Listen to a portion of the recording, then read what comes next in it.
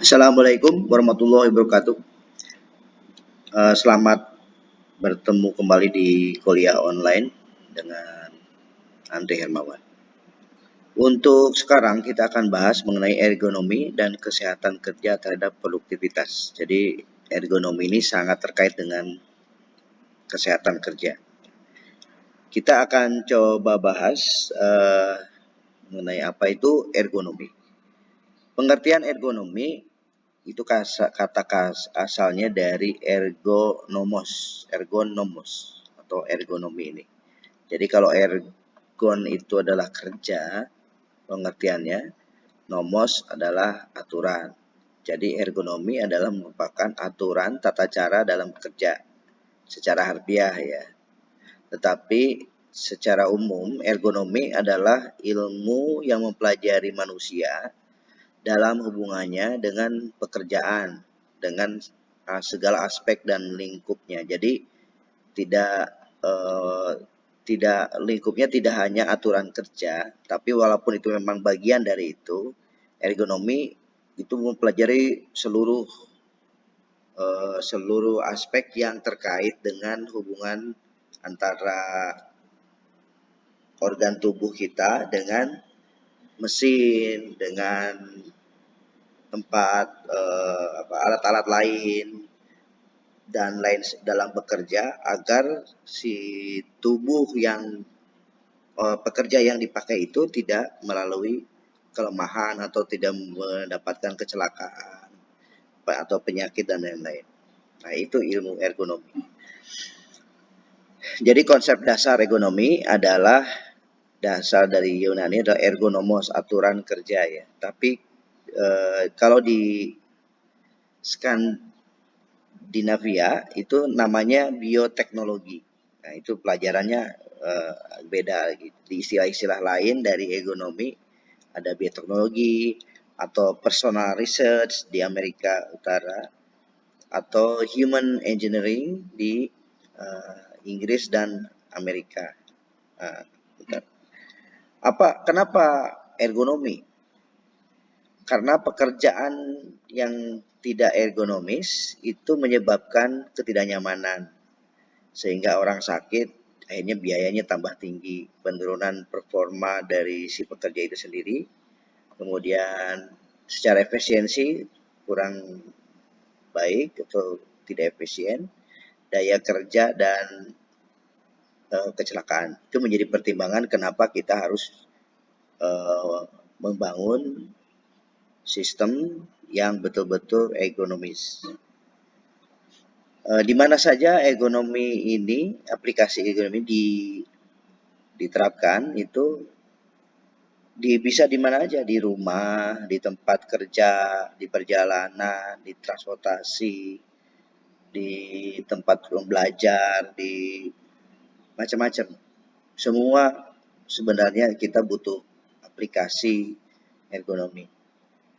Kapan ergonomi ini diterapkan? Diterapkan di mana aja selama 24 jam itu bisa kita pakai kalau kita amati dari setiap orang dalam berhubungan, dalam bekerja, dalam berkomunikasi, dalam segala aspek kegiatan. Ya. Siapa yang harusnya menerapkan dari aplikasi ilmu ergonomi ini? Seharusnya kalau dilihat dari ini ya setiap individu maupun kelompok dari usia bayi sampai dewasa perlu kita mempertimbangkan aspek-aspek ergonomis. Ya. Bagaimana ergonomis ini diaplikasikan? Itu semua aspek ilmu bisa kita pakai beberapa pengetahuan-pengetahuan yang lain dalam menerapkan ilmu ergonomi ini. Contoh misalnya kita menciptakan sebuah desain kendaraan. Nah, desain kendaraan ini misalnya diaplikasikan untuk sebuah bis misalnya atau angkutan. Nah, berarti kita harus mempertimbangkan beberapa aspek sosial, aspek tubuh kalau nanti dia bekerja atau si supirnya berarti tingkat ketinggian si setirnya bagaimana, tempat duduknya bagaimana. Terus orang yang berdiri Kalau misalnya itu kita bikin bis yang nyaman, tapi peruntukannya untuk di dalamnya untuk wisata, pertimbangannya pasti berbeda. Ilmu-ilmu yang lain akan mempengaruhi desain dari desain sebuah bus atau produk kendaraan atau produk-produk yang lain. Kemudian ergonomi adalah sebagai aplikasi dari ilmu pengetahuan apa aja. Misalnya ergonomi ini terkait dengan engineering, physical science ya, mekanika, matematika, fisika, kimia itu sangat berpengaruh. Biological science, autonomi dan fisiologi, atau juga aplikasi sains dari sosial, behavior science, sosial, fisiologi, antropologi itu semua bermain ya.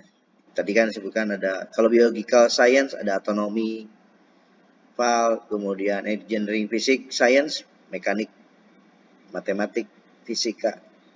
Social behavior science adalah sosial, fisiologi, itu semua kita lakukan riset di bidang itu. Nah, ergonomi ini banyak faktor yang aplikasi pengetahuan yang dipakai di dalam ergonomi. Bisa fisiologi, manajemen, perancangan, engineering, anatomi, dan banyak lagi yang lainnya. Dan tujuan ergonomi adalah meningkatkan kesejahteraan fisik dan mental melalui upaya pencegahan cedera dan penyakit kerja, menurunkan beban kerja fisik dan mental, mengupayakan promosi dan kepuasan kerja. Kemudian adalah tujuannya meningkatkan kesejahteraan sosial melalui peningkatan kualitas kontak sosial, mengelola, mengkoordinir kerja secara tepat guna, dan meningkatkan jaminan sosial bagi selama kurun waktu usia produktif maupun setelah tidak produktif. Dan tujuannya lagi yang lain adalah menciptakan keseimbangan rasional antara berbagai aspek teknis, ekonomis, antropologis, dan budaya dari setiap sistem kerja yang dilakukan, sehingga terciptanya kualitas kerja dan kualitas hidup yang tinggi. Nah, konsepnya sebenarnya adalah suatu konsep keseimbangan ekonomi. Satu adalah kita akan harus menyeimbangkan dari tempat kerja atau kapasitas kerja, misalnya kita akan lihat personal capacity. Jadi kapasitas personalnya, kapasitas fisiologi, kapasitas biomekanikal, dan lain sebagainya. Nah, kalau permintaan dari penugasannya adalah task demand-nya adalah material karakteristik. Kita harus mempelajari material yang dipakai, karakteristiknya apa, atau tugas task workplace karakteristik. Jadi karakteristik dari tempat kerja, terus kemudian karakteristik dari organisasi, karakteristik dari environment-nya. Ketiga adalah performance ditentukan oleh kapasitas kerja, kemampuan kerja, dan tuntutan tugas. Ini yang harus kita pelajari dan memiliki keseimbangan di dalam menerapkan aplikasi ergonomi.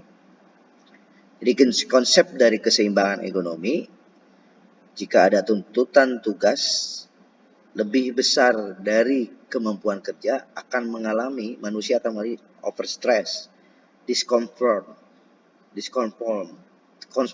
artinya kan tidak nyaman, comfort itu nyaman, tidak nyaman, kemudian lelah, cedera, cilaka, sakit, produktivitas, dan lain-lain. Itu adalah rumusan jika tuntutannya lebih besar dibanding dengan kemampuan kerja akan terjadi masalah. Nah, gimana kalau jika tuntutannya lebih kecil dibanding kemampuan kerjanya? Bisa juga under stress, bosan, lesu, tidak produktif. Ya. Harapannya adalah antara tuntutan tugas atau kemampuan tugas itu sama dengan kurang lebih dengan performa optimal. Jadi inilah konsep dari keseimbangan ergonomi. Nah, nanti selanjutnya akan kita bahas mengenai ergonomi lebih detail lagi. untuk sementara mengenai kuliah online kali ini sampai di sini. Dan untuk selanjutnya, saya akan kasih tugas untuk minggu depan, harap dikumpulkan setiap mahasiswa ikut dengan saya mewajibkan menyetor jurnal yang terkait dengan ergonomi. Silahkan dikirim sebelum hari Selasa minggu depan untuk menyetorkan jurnal. Judulnya bisa kalau bisa nanti tolong dilaporkan lagi ke grup supaya jangan sampai ada yang bentrok jurnalnya ya. Demikian, terima kasih. Wassalamualaikum warahmatullahi wabarakatuh.